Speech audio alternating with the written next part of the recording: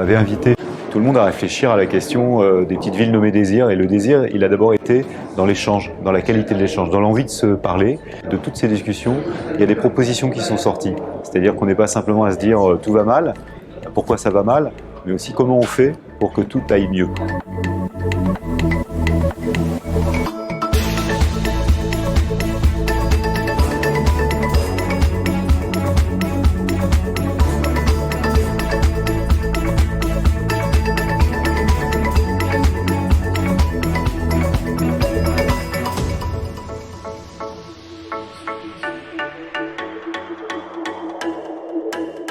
L'idée, c'est de continuer à parler de cette quête de sens professionnelle, mais aussi d'une nouvelle dimension de la quête de sens, qui est la quête de sens, la dimension spatiale ou territoriale. On a une attractivité évidemment très forte, qui se traduit par une pression foncière extrêmement forte aussi, avec des prix qui explosent, donc une gentrification.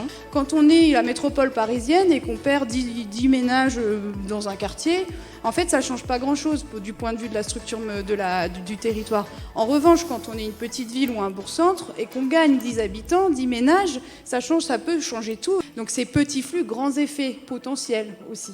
Si pour le climat, on est à l'ultime du moment où on peut encore faire quelque chose, en termes de santé, moi je vous le dis, dans les 5 ans qui viennent, la situation va se dégrader considérablement. Il faut vraiment que nous puissions ensemble, par des politiques publiques, par un soutien, un accompagnement, revenir sur ce sentiment d'abandon, corriger le tir, pour le dire autrement, et offrir de belles perspectives à ces habitants des territoires qui sont, pour la plupart, les habitants de nos territoires. Je voudrais aussi en particulier missionner l'APVF pour penser à la suite, à donner au dispositif Petites Villes de demain jusqu'en 2026.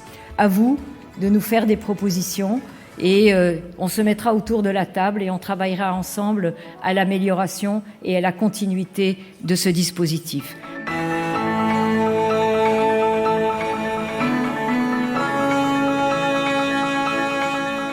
On est au croisement des enjeux sociaux, des enjeux de crise énergétique. Enfin, le chauffage au gaz, on est un peu inquiet pour l'hiver prochain, si je caricature.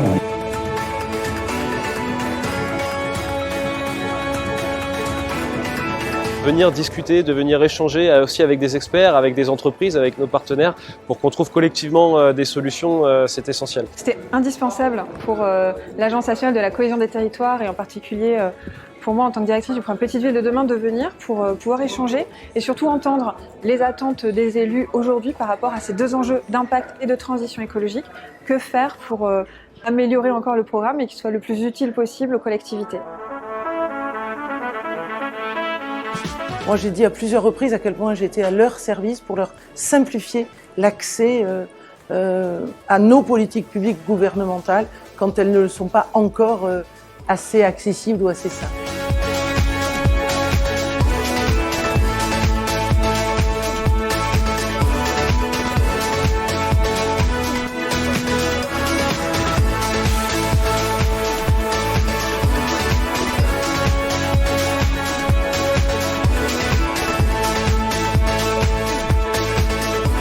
Quand on discute avec le maire de Dinan ou ses élus ici, on voit bien qu'on est sur les mêmes segments de ville. Ils ont des points forts. Ici, le tourisme est quand même de très haut niveau, mais ils ont aussi des problématiques récurrentes qu'on a, nous, sur nos communes, pourtant situées à 8 ou 900 km. Donc, il y a des intérêts, des difficultés et des réussites locales communes qui nous réunissent et qui créent à ces journées un réel intérêt. Ce qui sort beaucoup, c'est effectivement les enjeux de logement, de foncier et de services pour offrir la qualité de vie qui doit refléter le potentiel dont disposent nos petites villes en fait. Il y a beaucoup d'initiatives, d'innovations territoriales.